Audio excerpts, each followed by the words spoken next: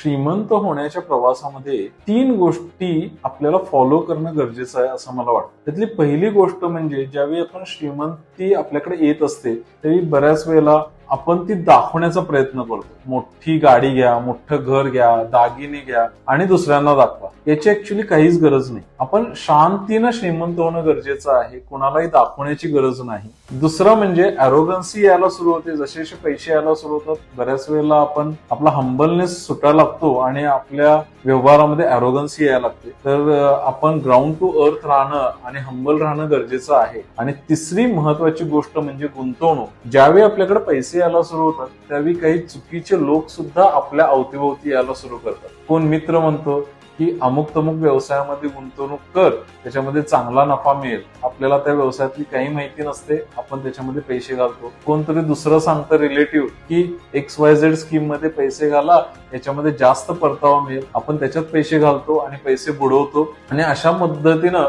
आपल्याला मिळालेले पैसे घालवायला सुद्धा वेळ लागत नाही. तर श्रीमंत होणं एक गोष्ट आहे आणि ती श्रीमंती टिकवण्यासाठी या 3 गोष्टी फॉलो करणं खूपच गरजेचं आहे असं मला वाटतं.